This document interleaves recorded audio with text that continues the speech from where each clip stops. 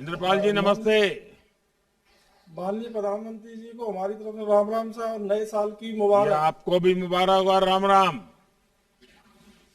अच्छा इंद्रपाल धन्यवाद। जी, आपके एफपीओ का नाम जानकर ये समझ में तो आ गया कि आपने मधुमक्खी पालन के क्षेत्र में कुछ काम किया है, पर जी ये सर। काम क्या है, आप इससे कैसे जुड़े, इसके बारे में विस्तार से बताइए।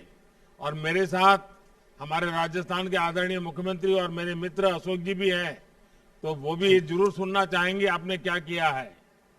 जी माननीय प्रधानमंत्री जी, हमारे यहाँ पर छोटे छोटे मधुमक्खी पालक हैं जो अपने शहद को बेचने, बाहर बेचने में या किसी से कंपनियों से संपर्क करने में असमर्थ थे।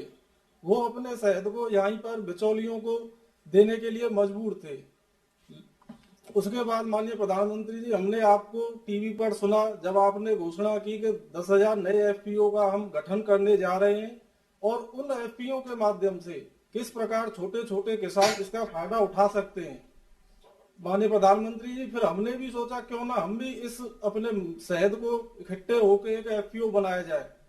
इसी के दौरान भारत सरकार के माध्यम से नेफेड के अधिकारीगण हमारे यहाँ भरतपुर में आए और हमसे उन्होंने मुलाकात की, और उन्होंने हमें विस्तार से इस एफपीओ के बारे में समझाया कि आप लोग कैसे इसका फायदा उठा सकते हैं और भारत सरकार के द्वारा आप क्या क्या मदद प्राप्त कर सकते हैं। इसी से प्रेरित होकर हमने एफपीओ का गठन किया। अच्छा इंद्रपाल जी, आप लोग अपना कार्य का बंटवारा कैसे करते हैं, काम कैसे करते हैं?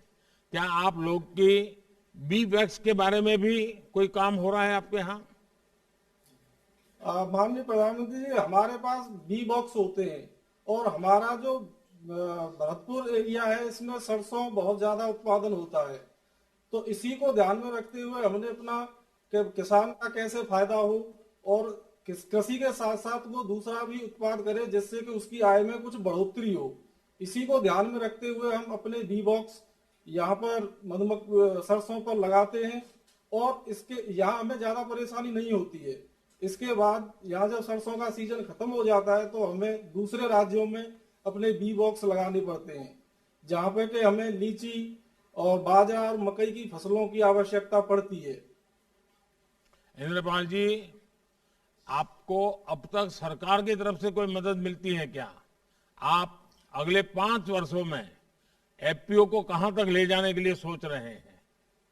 माननीय प्रधानमंत्री जी, हमें भारत सरकार द्वारा नेफेड के माध्यम से एफपीओ चलाने और ऑफिस के लिए वित्तीय सहायता प्रदान की गई है, और आज आपके माध्यम से हमें इक्विटी के तौर पर भी वित्तीय सहायता प्राप्त हो रही है। और हमें यहाँ नेफेड द्वारा एक कलेक्शन सेंटर, लेबोरेटरीज और प्रोसेस यूनिट की स्थापना जल्द ही की जाएगी, जिसका कि फायदा उठाते हुए हम अपने भरतपुर के शहद को उच्च गुणवत्ता युक्त बनाकर और अगले 5 साल में भारत सरकार और नेफेड के माध्यम से नेफेड के बाजार का उपयोग करते हुए हम भारतवर्ष में अपनी पहचान बनाएंगे, और हमें निर्यात का अवसर भी मिलता है तो उसका फायदा उठाते हुए हम अपने मधुमक्खी पालक किसान भाइयों को उनको अच्छी रेट पर उनका शहद बाहर जाए और उनको भी प्रसन्नता हो, ऐसी आशा करते हैं। इंद्रपाल जी, आपके सामने कुछ बोतल पड़ी है, किस चीज की पड़ी है, टेबल पर नजर आ रही है?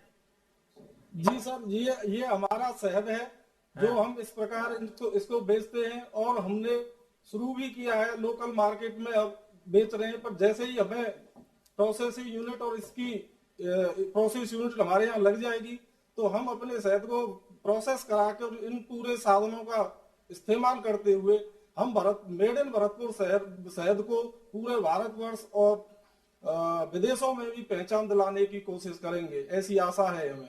देखिए, राजस्थान और गुजरात, हम दो राज्य ऐसे हैं कि जहां पानी की किल्लत रहती है, लेकिन आपने ये हनी का उद्योग किसानों को जोड़ करके जो काम शुरू किया है, उससे मधु भी मिलेगा और बी वैक्स भी मिलेगा, उसकी भी बहुत बड़ी खपत होती है। तो मेरी तरफ से आपको बहुत बहुत बधाई और बहुत बहुत शुभकामनाएं। बहुत बहुत धन्यवाद। धन्यवाद प्रधानमंत्री जी।